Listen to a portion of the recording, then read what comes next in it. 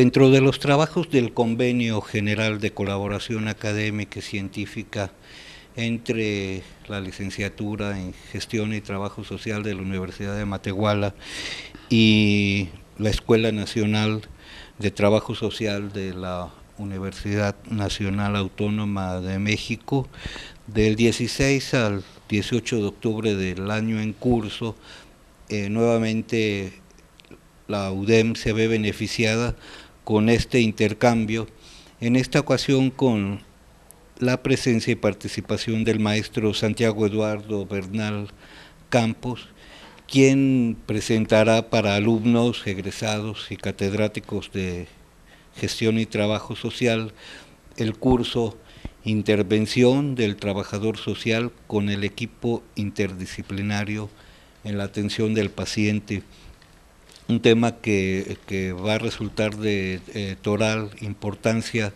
para el estudiante, el egresado, el profesional de trabajo social, pero por supuesto también para el público en general, porque nos va a hacer entender el nuevo enfoque que se está dando en el sector salud para ofrecer, ya sea en el ámbito público o privado, el mejor de los servicios, en este caso en atención al paciente. Bienvenido, maestro. Bueno, muchas gracias por la invitación y bueno, pues aquí vamos a iniciar con este curso que básicamente, bueno, no es algo novedoso. Trabajo social en el área de la salud es pionera, es una de las primeras áreas de intervención que tiene la profesión, es la más antigua y podemos decir que básicamente entre el 70-75% aproximadamente los trabajadores sociales pues ejercen en esta área, la salud. Es un campo muy interesante, un campo tradicional como se le denomina, pero en donde va a depender de cada uno de los profesionistas de trabajo social para poder intervenir. Hoy hablamos de varios procesos de intervención y en el área de la salud no se queda atrás. Básicamente en el área de la salud, trabajo social siempre va a trabajar en equipo, se hace equipo interdisciplinario, se hace equipo multidisciplinario, pero siempre va a estar conformado y siempre va a estar inmerso en un equipo. En esta ocasión, un equipo interdisciplinario donde interviene todo un equipo de salud, desde médicos, enfermeras, psicólogos, nutriólogos y el mismo trabajador social, terapeutas, en ocasiones llegan a entrar, terapeutas físicos, ¿sí? Y eso va a depender de lo que se esté trabajando, cómo esté interviniendo, en qué especialidad, por decirlo así. Y mi experiencia, yo tengo experiencia en trabajar con enfermos renales y con pacientes oncológicos, son dos enfermedades, que podríamos decir crónicas, de desgaste familiar, en donde trabajo social es uno de los ejes principales para el bienestar del propio paciente y su familia. Inverso en un equipo interdisciplinario es el trabajo, participa en el tratamiento del paciente, porque trabajo social también tiene su tratamiento y se le denomina tratamiento social, que es qué vamos a hacer con la familia, qué vamos a hacer con el paciente, cómo vamos a intervenir, qué vamos a orientar, qué vamos a asesorar, y ese es un proceso de tratamiento desde la intervención individualizada. Y si lo vemos desde la intervención a nivel con grupos, pues podemos hablar lo que es la psicoeducación o la educación social, que es algo muy interesante, en donde se busca que el paciente conozca su enfermedad, donde se busca sensibilizar al paciente, a la familia, sobre la adherencia del tratamiento. Porque algo muy importante que se ha observado es de que el paciente no se adhiere a su tratamiento, y trabajos sociales ahí tiene que intervenir. ¿Por qué? Porque el médico dice, ¿sabe qué? Platique con el paciente o su familia porque no se están adheriendo al tratamiento. ¿Qué está pasando? Uno investiga por qué no se adhiere al tratamiento, por qué no se toma el medicamento, por qué no lleva la dieta. Pues es que no, la situación económica no es favorable. ¿Por qué? Por ese desgaste. Porque hay veces que el paciente es el proveedor económico. ¿Y qué va a pasar? Pues se agotan las redes de apoyo, o la esposa está en ese proceso de la negación porque nunca en su vida había trabajado, nunca se había enfrentado, y para ella le genera un problema el cuidar a un paciente y el salir a trabajar para mantener al paciente y a la familia. Entonces, ¿qué hace trabajo social? Busca lo que se le llaman redes de apoyo, busca los apoyos en institucionales, les enseña a trabajar en red de apoyo, porque la gente tampoco ignora esta parte, y son muy buenos en ocasiones, salen y consiguen sus insumos, y eso nos permite garantizar un tratamiento hacia el paciente. Cuando se reúne el equipo trabajo social, da su diagnóstico y su seguimiento de lo que está pasando con el paciente. A mi experiencia lo tuve cuando trabajé con pacientes renales, se reunía el equipo, analizábamos el caso, trabajo social dictaminaba, y es algo muy importante, y créanme que para mí fue un honor cuando tomaban mi trabajo y lo respetaban, pero básicamente que lo que dijera trabajo social era si se quedaba o no se quedaba en tratamiento, y lo respetaban los médicos. Es difícil trabajar con los médicos, sinceramente. Entramos a un mundo de egocentrismos, y eso es por los propios mitos y los símbolos que la propia sociedad le ha dado al médico. El tener una bata blanca es de respeto y es ser intocable. Entonces, eso pues hace inflar a la persona, si lo vemos desde el punto de vista de lo simbolismo, pero el tratamiento para el paciente es en equipo, no es a nivel individual. Entonces, esta parte del curso que se va a impartir, vamos a hablar sobre qué es el equipo de trabajo, cómo se debe de comunicar, cuáles son las acciones que se debe de dar para que operacionalice un grupo, para aterrizar que es un equipo multidisciplinario, interdisciplinario y al final un transdisciplinario. Algo que en los últimos años se ha venido trabajando y que ha tenido una proyección, y que actualmente hay grandes discusiones sobre los procesos de transdisciplinaridad desde el enfoque sociológico, desde el enfoque antropológico, desde el enfoque filosófico, pero independientemente del enfoque es cómo ese equipo transdisciplinario va a intervenir para el bienestar de los sujetos, es decir, de los pacientes. Para posteriormente, en ocasiones, se habla también sobre lo que es la intervención en crisis, que es uno de los temas que van acompañados con el trabajo en equipo, ¿sí? Y que si la familia está en crisis, trabajo social tiene que hacer una intervención, que es un campo, un modelo más de intervención, es una metodología en donde nosotros vamos a hacer un estudio, cómo está la familia, qué está enfrentando, cuál es la crisis en el momento, cómo está viviendo esa crisis, por qué se originó. Intervenimos, damos solución. Si nosotros observamos que continúa la crisis, referimos a psicología, y ahí estamos trabajando en equipo, ¿sí? Son aspectos muy interesantes dentro del proceso de intervención. Hoy en día hablar de intervención, pues vamos a hablar desde un punto a nivel individual, grupal, pero hay algo muy que estamos dejando, el comunitario, en donde se puede hablar sobre la prevención y en donde no estamos acostumbrados a prevenir enfermedades. Y eso yo lo puedo comentar desde mi experiencia. Trabajo en un hospital, paciente que puede prevenir, viene mal, ¿por qué? Porque no llevó un tratamiento, no llevó dieta, no se hizo estudios de seguimiento, caso pacientes con cáncer, mama, nunca se hizo las exploraciones, cáncer cervicouterino, no se hizo los papanicolaos, etcétera, y eso va desatando. Tenemos un desapego a nuestra salud personal y eso genera la enfermedad. Y es uno de los temas que se deben de abordar desde el primer nivel de atención, que es en el área de centros de salud, medicina preventiva, trabajo en campo, estudios de comunidad, para ver la situación de salud de enfermedad desde el origen,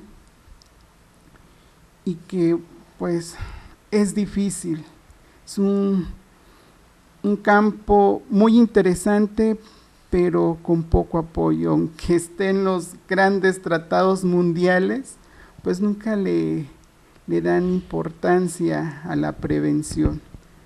Y si hablamos del tratamiento, pues mucho menos. Y si hablamos de una rehabilitación, pues tampoco. Aunque tenemos el famoso apoyo del Seguro Popular, pues no cubre todo. Entonces, ¿qué hace trabajo social cuando le dice, no cubre su cirugía? No cubre eso, porque trabajo social es el que tiene que decir todo eso, es el que tiene que dar la mala noticia, es el que tiene que comentar qué cubre, qué no cubre. Los médicos se lavan las manos y le dicen todo, vaya a trabajo social, y trabajo social tiene que resolver. Entonces, lo único que le llega a cubrir Seguro Popular es tratamiento, y luego hay medicamentos. ¿Dónde los van a comprar cuando hay problemas económicos? Cuando son de escasos recursos, que son campesinos, que son están desempleados por la misma enfermedad. Nosotros tenemos que buscar y gestionar los apoyos en asociaciones civiles, en fundaciones, ¿sí?, para que se les den los medicamentos. Entonces, si no tenemos una educación preventiva, pues nunca nunca vamos a darnos cuenta si estamos o no estamos enfermos. Y aparte, no creemos en la prevención. Es algo que a mi experiencia propia la he observado en mi trabajo. No hay credibilidad. Lo puedo ver con el seguro médico de una nueva generación, en donde los bebés están en la unidad de terapia intensiva neonatal y les dice, bueno, vaya, haga su trámite para que le cubra los medicamentos, estancia hospitalaria, y los papás muy indiferentes. Y cuando se les dice tiene que pagar tanto, se les da su orden de pago, protestan y exigen el Seguro Popular. Y les digo, señor, yo lo mandé aquí tramitar a su Seguro Popular y no quiso, entonces ¿cómo me está exigiendo eso como un derecho? Porque hoy en día el gobierno se ha encargado de empoderar al paciente en sus derechos. ¿Y a dónde queda el trabajador de la salud? Queda desprotegido, porque es todo en contra del trabajador de la salud.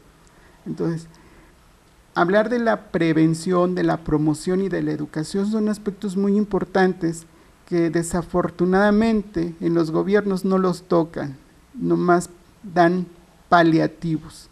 Y lo podemos ver hoy en nuestro Plan Nacional de Desarrollo, donde no dice nada sobre la cuestión de salud. Y es algo que estamos dejando a un lado, es algo que se está desprotegiendo, y que desafortunadamente se está incrementando el número de enfermos. Muy interesante lo que nos comenta, sin lugar a dudas es un nuevo enfoque científico, pero ante todo humanista, verlo desde un equipo, y yo coincido con usted de que la prevención es un pendiente del sector salud en los países, sobre todo en vías de desarrollo, también en los países desarrollados. Y creo que en materia de reflexión de lo que nos está informando es de que pues este trabajo en equipo deriva en en un menor sufrimiento del paciente en el nivel que esté de su enfermedad, algo que puede resultar desde poco grave a muy grave, y entonces esta manera de mirar las cosas es para no solo superar la enfermedad, sino tener un proceso de catarsis y de anagnórisis, maestro, para no volverse a enfermar, para quizá tardíamente ver en la medicina preventiva una posible reinvención y una recuperación de la salud.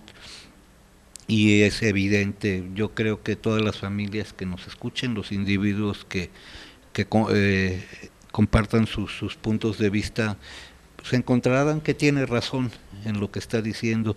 Nos comentaba antes de comenzar la entrevista, el médico ha dejado de ser un dios que toma decisiones unilaterales y ahora las decisiones se toman en equipo, pero todo esto, maestro, es para bien del que sufre.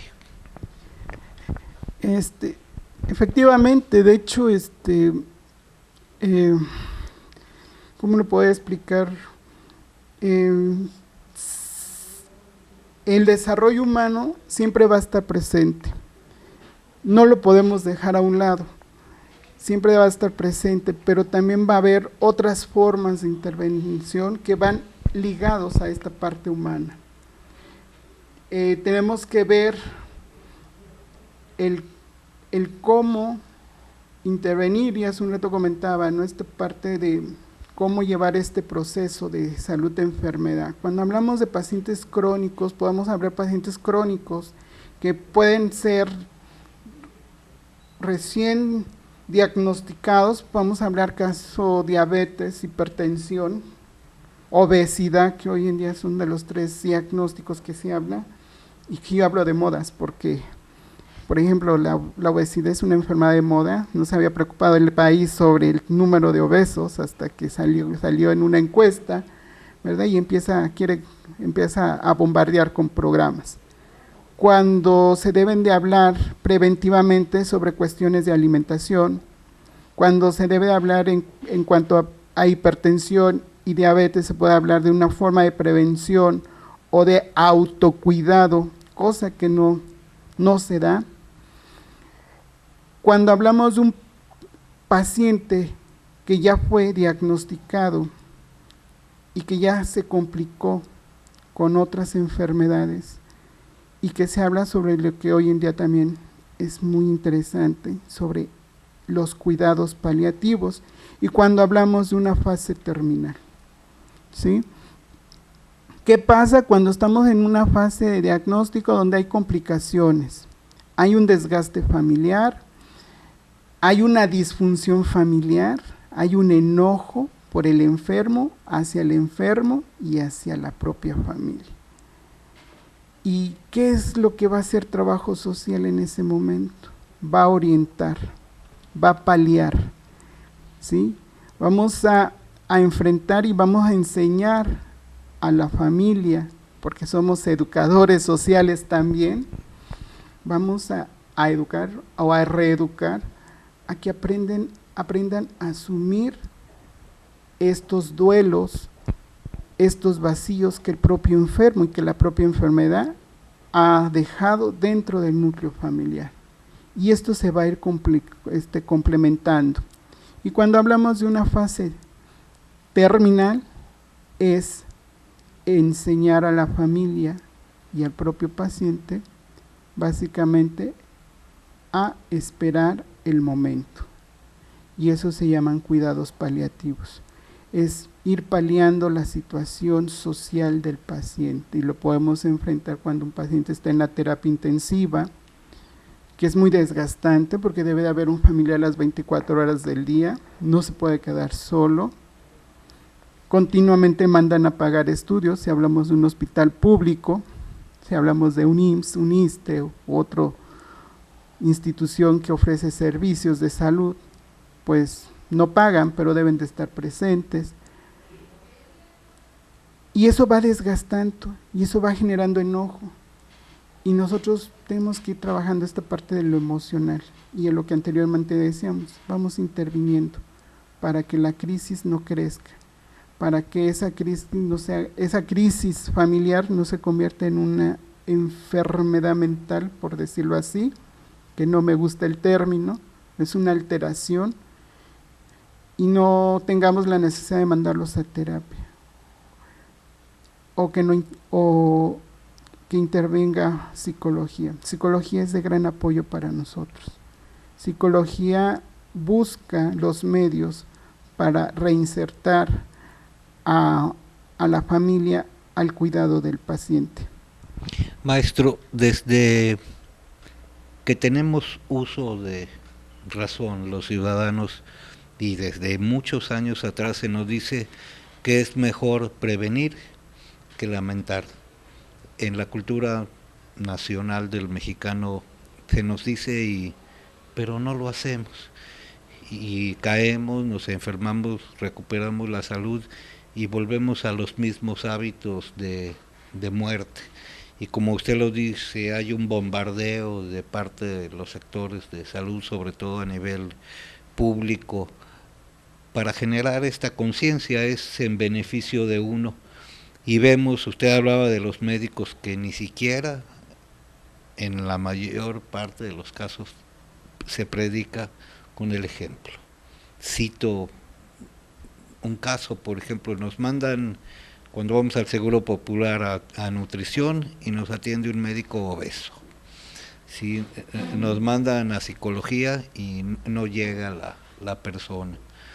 Y otros problemas que vienen como el desabasto, la paciencia que tiene que tener del santo ahora sí el paciente hasta que le llegue su turno, pero hay una vocación de buscarse ese mal y no entendemos los seres humanos que lo que está en juego es la salud, y sin salud, ¿qué hacemos?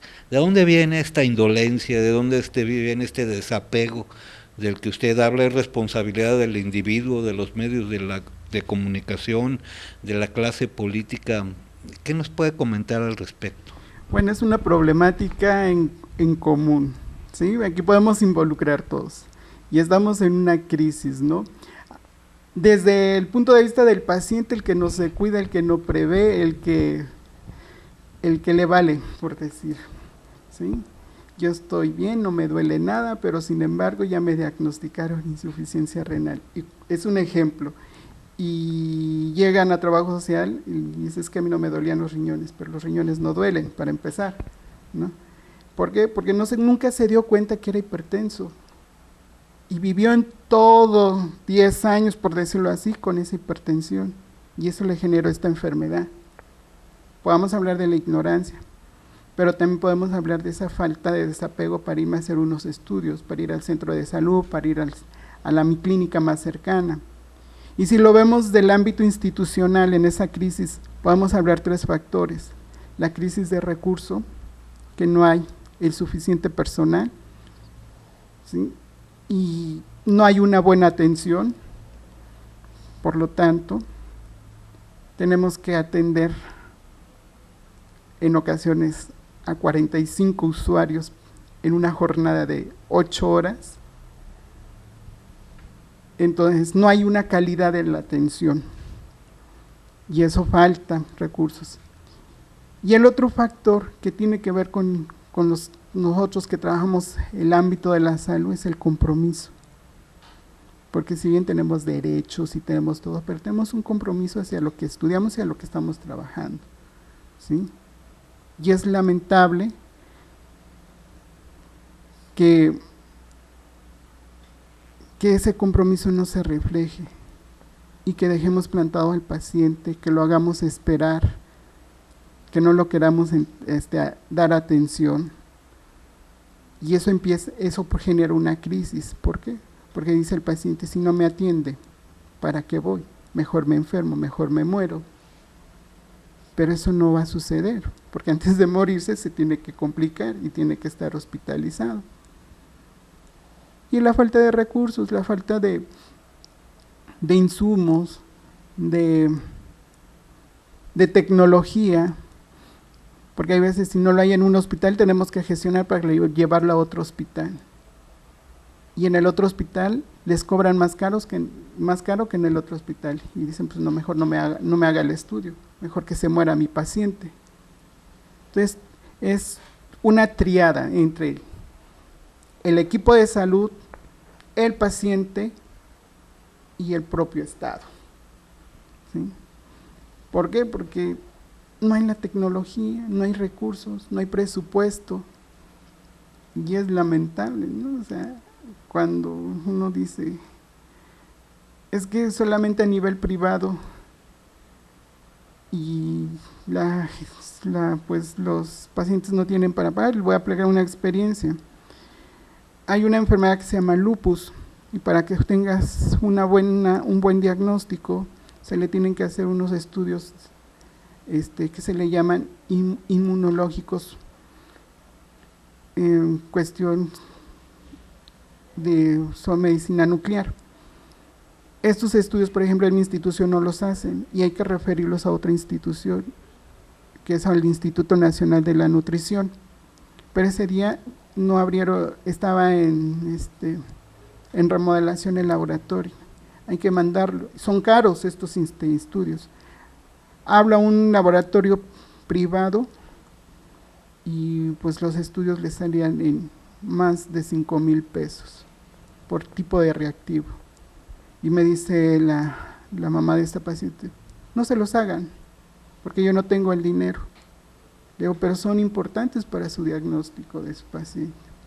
No, prefiero que se muera, porque yo no tengo con qué pagar. Entonces, si nosotros nos enfrentamos a esta problemática, que la solución es dejar morir al paciente, porque en una institución no la hay y en la otra es muy caro y no hay el recurso, ¿qué va a pasar? Así nosotros gestionemos, trabajo social gestione la institución donde le pueda cobrar más barato, ¿qué va a pasar? O sea, no va a tener para el pasaje y llevar las muestras. Y es lamentable porque en ocasiones el médico no le interesa. A mí no me interesa cómo le haga, pero yo requiero estos estudios. Pero es que no tiene, pues dala de alta. Bueno, yo doy el alta, pero yo autorizo el alta, pero bueno, póngame aquí una notita, porque pues hoy en día los derechos humanos pues están a la orden del día, ¿no? Y yo pues con eso me cubro. Pero esa es una crisis de todos los sectores. Maestro, en términos culturales, tanto el individuo como el colectivo argumenta por el ritmo de trabajo que exige la modernidad. No tengo tiempo, no tengo recursos, pero sobra tiempo y sobran recursos para destruir ese patrimonio individual y colectivo que es la salud. Es muy contradictorio. Efectivamente es muy contradictorio, porque no tendrán para su salud, pero sí van a tener para irse a pasear, para irse a desayunar los domingos, yo lo he observado. Sí. O cuando voy a hacer unas visitas domiciliarias, me reciben con un tremendo desayuno y yo veo que la casa se está cayendo. Y yo digo, bueno, ¿qué pasa, no? O me dicen, cuando hago un estudio socioeconómico y dicen, es que gasto, no me alcanza para la comida, gasto 2,000 pesos mensuales y hay un salario de 1,500, pero tienen televisión de paga. Y yo les pregunto, y bueno, ¿y cómo le hacen para pagar la televisión, no? Si no les alcanza para comer. Y se quedan callados. Lo que yo observo es que no les interesa tener las cuestiones materiales que ver en su propia persona. Les interesa tener la última televisión que salió, que irse a darse un chequeo médico. No estoy enfermo, ¿para qué voy al médico? ¿Para que me griten, para que me regañen? Mejor me quedo en mi casa. No hay esa cultura, sí es algo contradictorio. yo digo, es una costumbre de no asistir para prevenir. Y el que asiste, pues es tachado como el loco, el obsesivo, pero pues a él sí le interesa, ¿no? Y hay otra gran contradicción, ¿no? El que se cuida sale más enfermo que el que no se cuida, ¿no? Y eso lo comentan entre los mismos pacientes. Pero este mito es difícil de romperlo, de desaparecerlo, estas contradicciones donde se pueden ver ventajas y desventajas, no les interesa. Yo lo puedo decir cuando iba a hacer visitas domiciliarias, pues se quejan para no pagar mucho, pero no les interesa en ocasiones su tratamiento. Maestro, cuando se le comenta a una persona que está en proceso de perder la salud que no haga tal o cual acción que atente contra la misma, una expresión muy mexicana es: de algo me tengo que morir. Y cuando se convive socialmente es muy común que en la familia o entre los amigos se le ponga a uno la botella enfrente y mátate tú solo, y en efecto uno toma y no se miden las consecuencias. Estamos hablando de decisiones. Es muy mexicano este modo de enfrentar la realidad. Pues sí, es muy mexicano y sucede, incluso en procesos de tratamiento se les dice, no comas sal, y lo primero es, yo veía, o sea, pacientes que entran a hemodiálisis que no pueden comer sal, que no pueden comer grasa, que no pueden comer carne, y los veo en el puesto de carnitas comiéndose sus ricos tacos, y les digo, oye, pero pasado mañana me meto a la máquina y me va a limpiar la sangre. Digo, pero ya te des cuenta que la máquina te está desgastando. El que estés conectado 4 horas para eliminarte todas tus toxinas porque tu riñón ya no está funcionando, te está desgastando y que te está complicando, que te está generando problemas cardiovasculares por el bombeo de la sangre, por la presión de la máquina.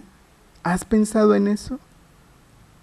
Y me sacan, sí, pero ¿eso qué? ¿No? Entonces, ellos saben que se están matando y están muy conscientes.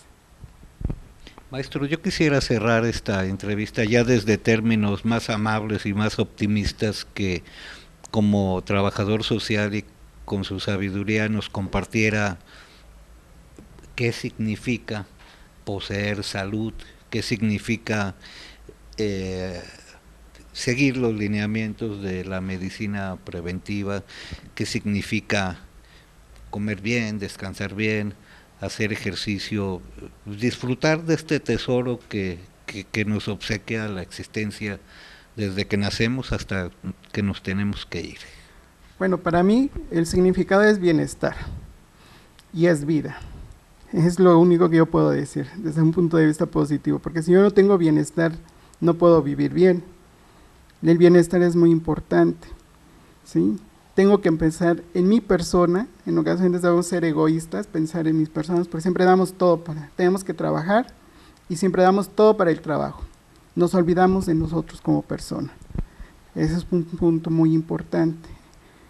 El no olvidarnos que somos personas, el tener bienestar para poder vivir y tener una buena salud, y el aprender a prevenir y el aprender a asistir a un médico mensualmente o bimestralmente para ver cómo está nuestro estado de salud. Es lo que yo puedo decir. En resumidas cuentas, lo que nos está compartiendo el maestro es de calidad de vida, ¿verdad? Y ¿por qué no? ¿Por qué buscar la calidad en un celular, en un automóvil, en una laptop, cuando deberíamos empezar con ese gran tesoro de la humanidad, que es nuestro propio cuerpo saludable, física y mentalmente.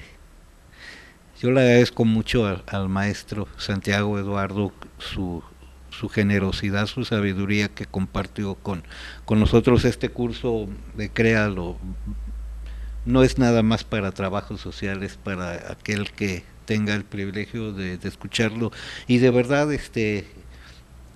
pues hay que grabarse estos mensajes y llevarlos a la práctica. No creo que cueste muy caro ni que estén en discusión, porque usted nos está hablando de ser felices y disfrutar de algo que está en la naturaleza. Bueno, pues muchas gracias por haberme invitado. Para mí es un honor compartir mi experiencia y mis pocos conocimientos en cuanto a trabajo social y el área de la salud. Y tomando este comentario que ya hace, sí tenemos que aprender a crear nuestro propio plan de vida futura, que es calidad de vida. Tenemos que aprender a vivir saludablemente, pero hacia nosotros, porque siempre pensamos hacia los demás y no pensamos como nosotros, como un sujeto, como yo, Eduardo, soy una persona, y por experiencia se los digo. Sinceramente yo no pensaba en mí y ahora pienso en mí, y créanme que mi estado de salud ha ido favoreciendo. Yo soy hipertenso, y créanme que ahora que pienso en mí y que me dedico un espacio para mí, me he sentido bien. Le agradecemos mucho al maestro su presencia. Es un privilegio contar con este intercambio, con su visita, al igual de otros distinguidos catedráticos de trabajo social, de ciencias políticas, de diferentes carreras, que gracias a este privilegiado intercambio con la máxima casa de estudios, la UNAM, nos beneficia como matehualenses, como potosinos, como mexicanos y como seres universales. Le agradezco mucho, no me despido del maestro, esta es su casa, quedan las puertas abiertas, y como toda la semana agradecemos también a Telecable Canal 4, que nos permite, a través de su esfuerzo, llegar hasta ustedes. Hasta la próxima.